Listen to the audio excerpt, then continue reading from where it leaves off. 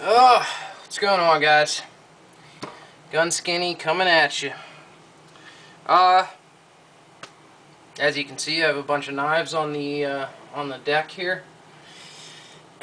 What I'm gonna go, what I'm gonna talk about today in this video is what I look for in knives when I'm buying a knife. Okay, whether it be fixed blade, folder, non-assisted folder, assisted folder, tactical, uh, everyday use, stuff like that. Okay, because there's, each knife on the table is used for different things. Okay, and they're, the different sizes. If you're looking for a bigger folder, or you're looking for a smaller folder, or you're looking for, a hiking knife, or, survival knife. So I'm just going to go over a couple things, what I look for, what you guys can, this is just what I look for. You guys may look for different stuff in your knives, but this is just going to be my take on it. If you guys get something from it, then, I hope you do. So, Alright, so, what I look for, first and foremost, for me, is I'm a visual person. So I look for the shape of the handle and the shape of the blade. I'm not a big fan, I gotta say, of like really extremely shaped blades. I don't have any of those on the table to show you, but like, you know how you get a blade and it's just it's like an extremely shaped one where it comes up and it's like curved up and it's curved down, and it's, I just like your basic drop point or spear point, Tonto, stuff like that. That's just me, though. So, like, if I'm going to the store and I'm like, and I need something for work, a new blade for work, like an EDC something, I'll look for something small, something that's not gonna, cause a lot of bulge in the pocket or whatever. Something nice and slim. This Kershaw half-ton, this is a great for everyday use, for work and stuff like that. This is a great blade. And what I look for, like I said, is just the size of it, and how sturdy it is. Because your EDC knives, your knives that you use for work, and you put them through the ringer. You know what I mean? They get some dings and they get some bangs, and you want to make sure that they're going to stand the test of time. So what I was basically looking for in this knife is, a good solid grip. It does have that nice jimping on there. Nice steel on the blade. This is the 8CR, what is it? 8CR 13 MOV steel. Good steel. Takes an edge really well, and it holds an edge really well. So, and this thing's worked out great. The thing that I don't like about it, which I kind of passed up, I guess, when I was looking at it, was the pocket clip. This is really cool what Kershaw did with the pocket clip, except you got to take all these screws out to use it. So, I guess you could use the hex right there, but I don't know. You just got to take the whole thing off. So that was kind of a downer, but that's a great everyday carry use, utility knife. Just for opening boxes or whatever you got to do. I kind of screwed up the tip of it because I've been taking some screws out with it and stuff like that. But that's a great knife for the price. You're looking at you can find those for 14 bucks, I think. 10, 14 bucks, maybe like 20, depending on where you look. So moving on. So that's for, like, if you're looking for utility and stuff like that. I just want to go over the main thing that I look for in all my knives, except for fixed blade, but whether it be folding for tactical, utility, blah, blah, blah, blah. the main things that I look for are the blade placement. Whenever I pick up the knife, this one has some great blade placement. This is just perfectly centered. If you can see that right there. The Kershaw at half-ton, perfectly centered. All my Kershaws that I have seem to be pretty much perfectly centered. So that's the main thing that I look for is a perfectly centered blade. Okay? If it doesn't have a perfectly centered blade, that won't deter me from buying it. I'll tell you that much right now. I like the looks of the Buck Vantage. Now I've noticed on a lot of my bucks, the Buck Bravo, Buck Vantage, they don't have perfectly centered blades on the folder. You can tell on the Buck Bravo. It's not perfect. It's veering towards this side. The Buck Vantage, same exact thing. And I recently took this apart and fixed the shakiness in that one spacer right there. And so I have a video on that. I'll be putting it up. It's kind of boring. It's just, you know, I'm taking it apart. So that's what I look for. The blade placement is a big thing for me.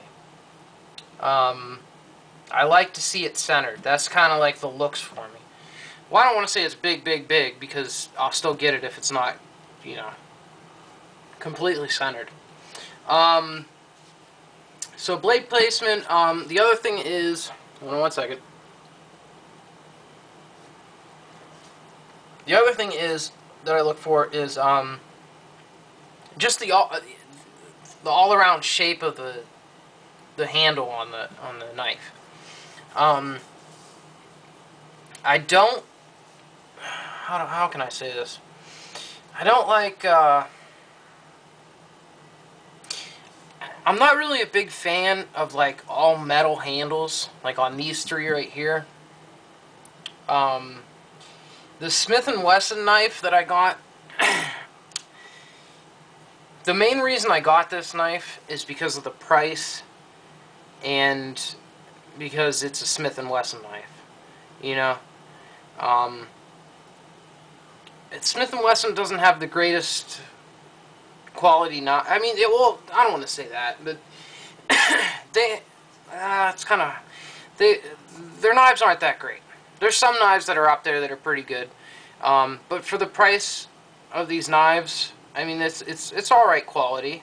I mean, it's 440 steel, and the pivot point. I haven't really put this knife to the test, but the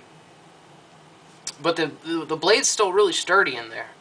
It has a deep carry clip on it. What can I show you that on? Use the Steeler hat, but I'll just show you the carry clip real quick, because Smith & Wesson did something right with the carry clips. I like deep carry clips. Well, this thing is a pain in the butt to get on here. As you can see how that carries so deep right there? So that's a big bonus. It is, and it's a strong carry clip on the Smith & Wesson. So the handles, yeah, I don't really like. I have like a couple metal handles, but I like the G10. G10's big with me. Glass reinforced nylon, you know, that's okay. But I love these G10 handles. It just has so much more grip on it. So yeah, that's the handle has to look aesthetically pleasing, if you will, for me. The other thing that I look for is deployment in the knife. Whether it be thumb studs, thumb plates, flipper, thumb holes, you know, spider. I don't have any Spydercos. I used to, but I'm gonna get back into Spyderco. But I look for, you know the way that the knife opens. Now this, which one was it? Yeah, this one. This is a combination of the flipper and the thumb stud.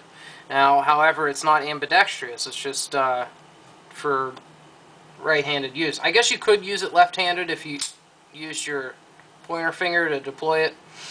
This knife is not that expensive. This is around 20 bucks, but I like it because it's a United States Army knife. It's a,